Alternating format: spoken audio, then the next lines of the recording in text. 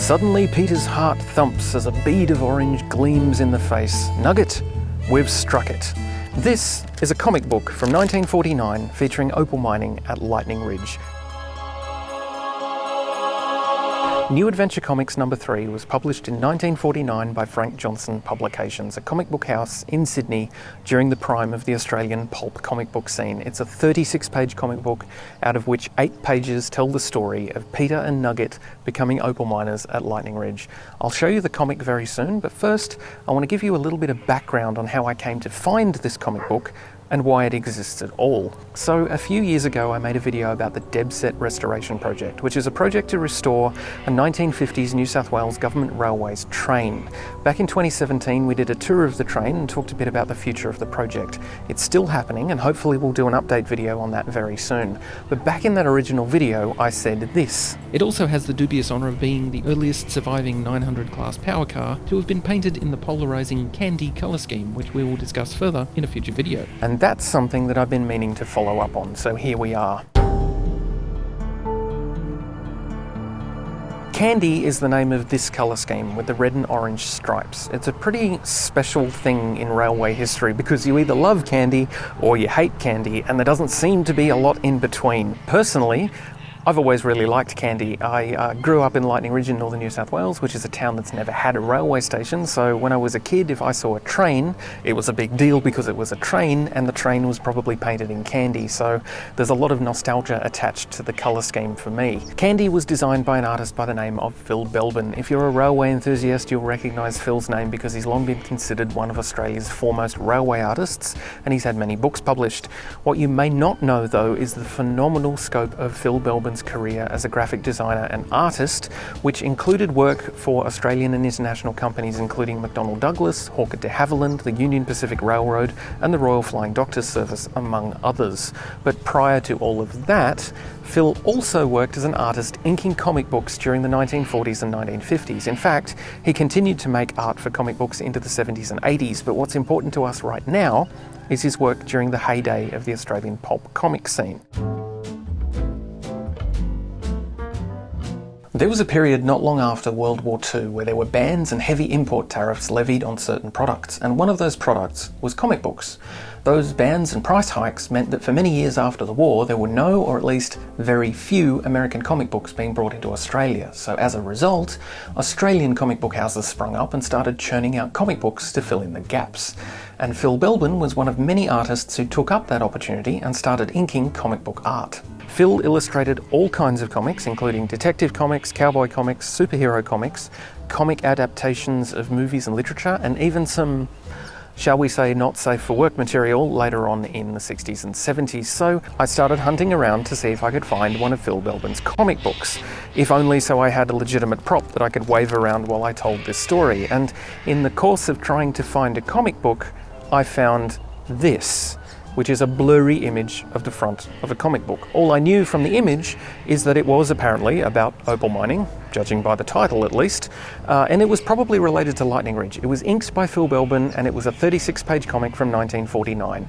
And to cut an already fairly long story short, I did a bunch of internet research and managed to track down a comic book collector who had one of what I believe may be only 2 surviving copies of this 70-odd-year-old comic book. Unfortunately, I wasn't able to buy the comic book, but I was able to get a copy made of the Opal Hunters story, so at the very least I could see what it's all about and solve some of these mysteries. The story is 100% about Lightning Ridge. I had my suspicions from the cover art that it may have maybe been related to Cooper Pedy, but no, it's definitely 100% the Ridge. It's definitely Phil Belbin's artwork, which I didn't doubt. The cover has his signature on it, and it's a fun little story, but it's also a really familiar little story. The comic follows the adventures of Peter Ross and Nugget Anderson, 2 down-on-their-luck boundary riders from Doonabrill Station, who learn of Lightning Ridge from a sundowner, which is an old-timey word for an itinerant worker or a swagman, and they head off to Lightning Ridge to make their fortune in opal, as you do.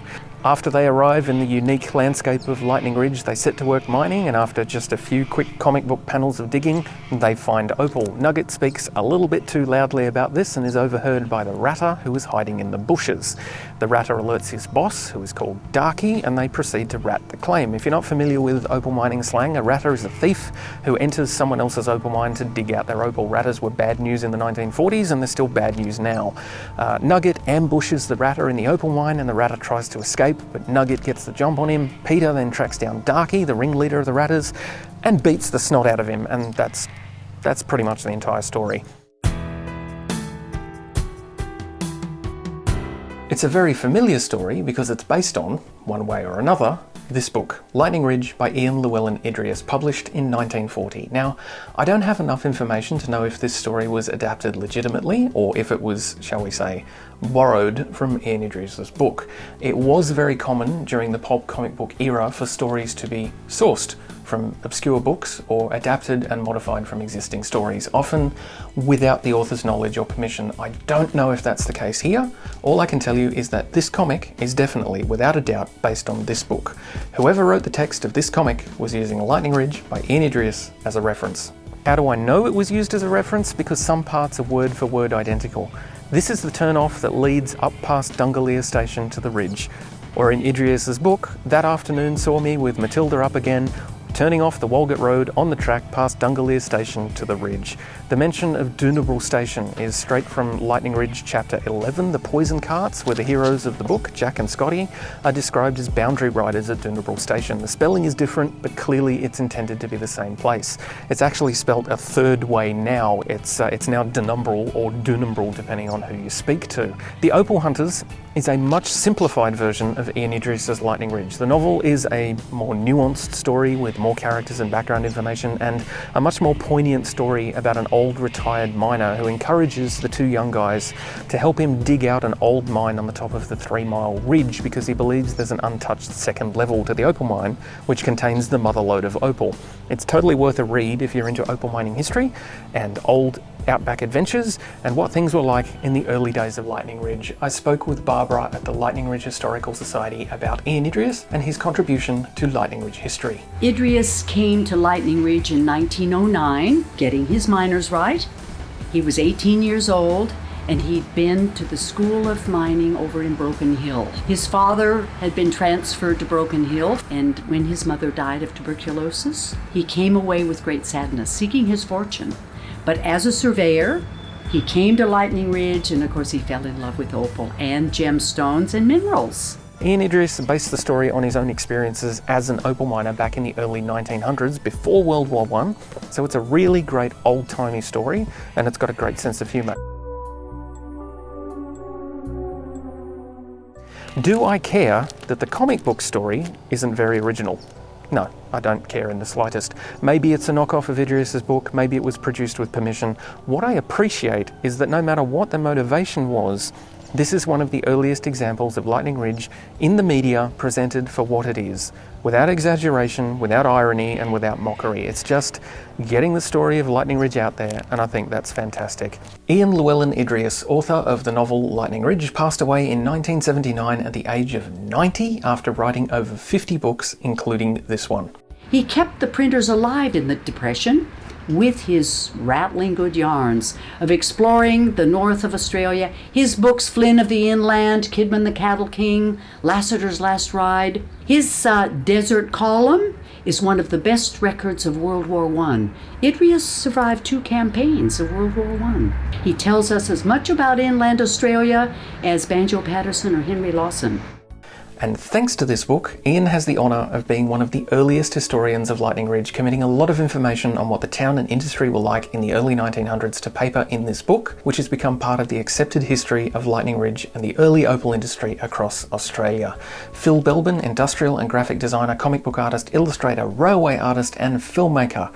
passed away in 1993 at the age of 68, leaving behind a legacy of art, commercial design, graphic design, and industrial design that continue to resonate on a global scale, as well as an enormous catalogue of railway art and films. So to summarise, this is a comic book from 1949 based, one way or another, on this book, Ian Idris's Lightning Ridge from 1940.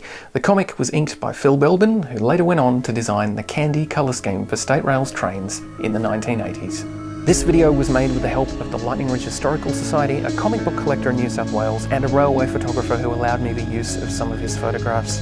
If you enjoyed this video, please consider subscribing to IDU Curiosity on YouTube and following along on all of the usual social media channels. And thank you very much for watching.